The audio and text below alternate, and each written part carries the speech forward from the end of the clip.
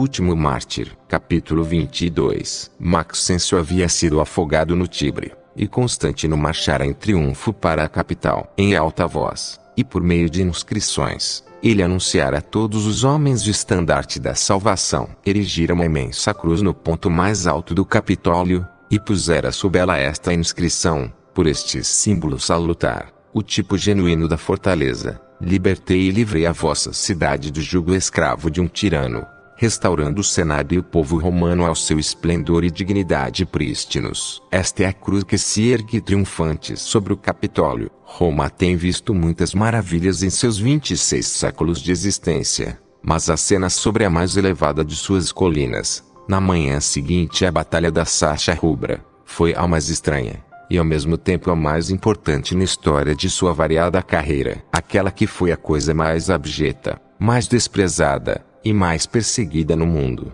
tomou-se num momento o emblema do triunfo, o verdadeiro tipo da fortaleza, o instrumento de libertação e redenção para um povo ferido e esmagado. Após séculos de perseguição, após toda a oposição que o poder humano, ou a malícia humana, pôde trazer contra a Igreja, esta Igreja triunfa agora no emblema de sua imortalidade, a cruz sobre o Capitólio. Alguns dos pagãos mais inveterados mal podiam acreditar em seus sentidos. Saíam murmurando blasfêmias contra o Deus a quem ainda odiavam, mas cujo poder eram forçados a reconhecer. Os cristãos reuniram-se junto ao símbolo de sua esperança, derramando lágrimas e entoando animadamente os cânticos do profeta real que profetizara o seu triunfo. Bem distante, na descida do Capitólio, os grupos de cristãos que se retiravam ainda ouviam a canção: Ó Senhor, quem é como tu entre os deuses? Quem é como tu, glorificado em santidade, terrível em louvores, operando maravilhas? Talvez, porém,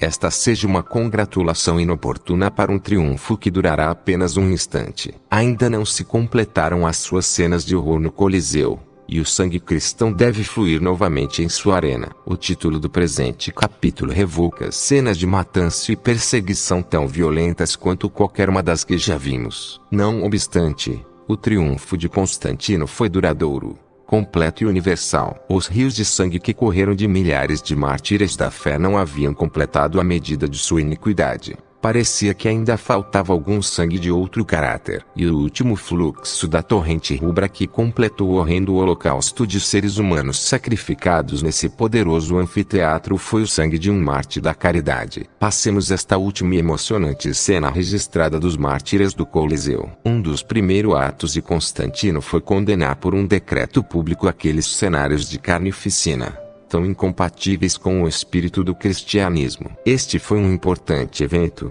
não apenas na história do Coliseu, mas na própria história de Roma. O povo adorava esses espetáculos com cego fanatismo. Acontecera frequentemente, na história pretérita da cidade, de turbas enfurecidas, respirando violência e fúria, e ameaçando inundar as ruas com sangue patrício, serem acalmadas pelos jogos do circo e do Coliseu. A popularidade de cada novo imperador dependia em grande medida do caráter dos jogos com os quais entretinha os seus súditos. Em meio à guerra, à fome e à desgraça pública, o povo afluía em multidões despreocupadas para a intoxicação do anfiteatro e do circo. Quanto mais sangue derramado, maior o entusiasmo do povo. Quanto mais impio e cruel os jogos, maior se supunha a devoção aos deuses. Por isto, o fechamento do Coliseu era uma medida desesperada, que noutros tempos teria causado uma rebelião e custado ao imperador o seu trono. Apesar de todo o poder de Constantino ser empregado para sustentar o cumprimento de seu decreto,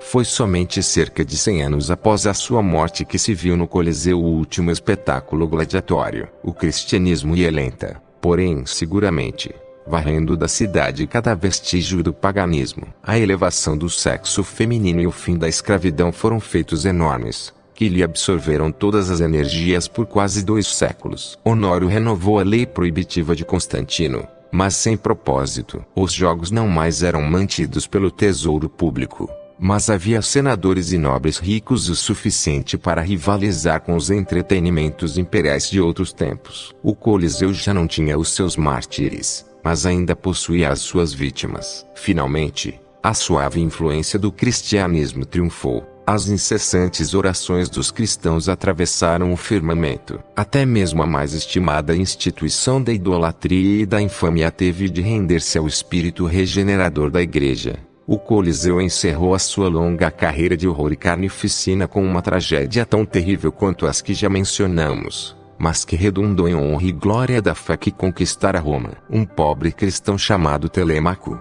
que passara a vida solitariamente nos desertos do leste, foi inspirado por Deus para pôr um final nas profanações dos espetáculos públicos. Ele foi bem-sucedido, mas isso lhe custou a vida. Bem longe, nas profundezas dos desertos líbios, ele ouvira que o Coliseu de Roma ainda se impregnava com o sangue de vítimas humanas. Talvez a descrição de seus horrores lhe tenha sido feita por algum penitente fugitivo, que conhecera a vacuidade e os perigos do mundo, e fugira para a solidão, a fim de preparar-se para a eternidade. Ele concebeu a ideia de um generoso esforço para destruir aquela paixão brutal. Sentia que algo deveria ser feito, ainda que tivesse de deixar o seu deserto e derramar o próprio sangue neste empreendimento. Longo e fervorosamente, ele recomendou o pensamento a Deus. Em noites ininterruptas de oração e austeridade, lágrimas e profunda humilhação, ele suplicou por algum sinal da vontade divina. O que poderia fazer,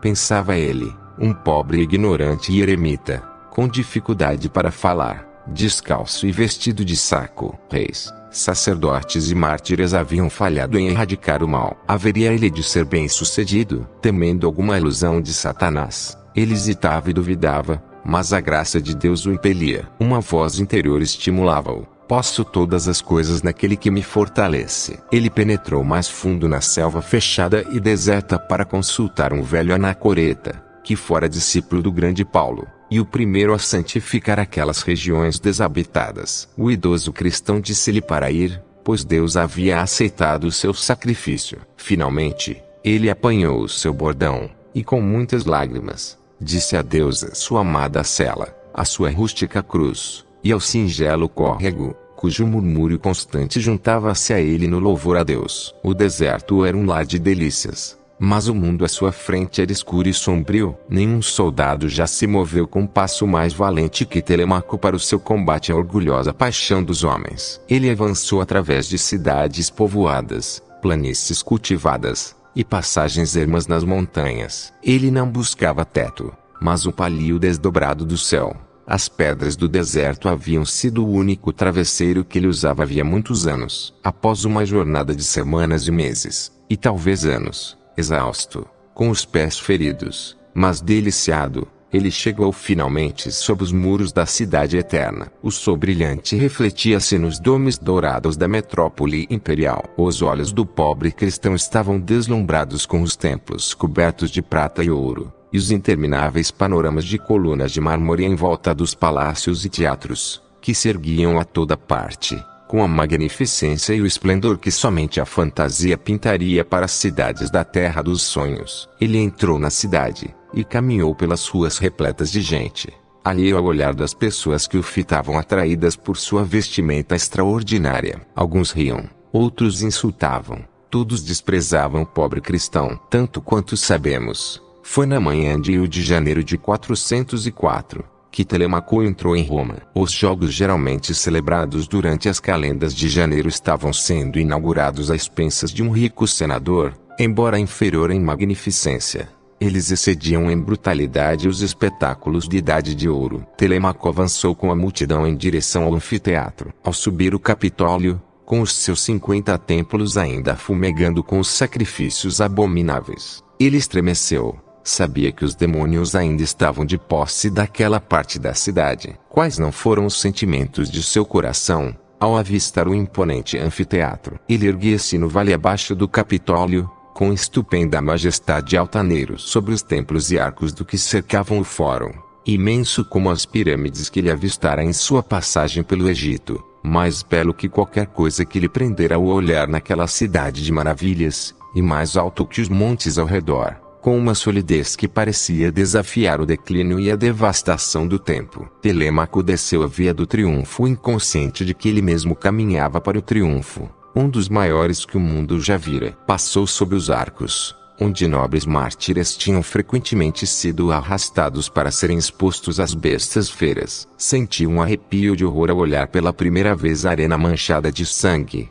cujas atrocidades haviam lhe assombrado os sonhos, e por cuja conversão ele orava incessantemente. Ainda era cedo, e os jogos não haviam começado. O povo afluía para as bancadas. Ele tomou assento, alheio ao zumbido de milhares de vozes à sua volta. Num instante envolveu-se em comunhão com Deus, como se estivesse orando às margens de seu regato, no deserto. Absorto em oração, com as mãos cruzadas no peito, o cristão parecia aos romanos uma visão do outro mundo. Seu traje e sua aparência, e o halo de santidade que envolve o verdadeiro servo de Deus, e que não se pode ocultar, fizeram com que a multidão o fitasse com sentimentos matizados de desprezo, surpresa e reverência. Quem ou o que é ele?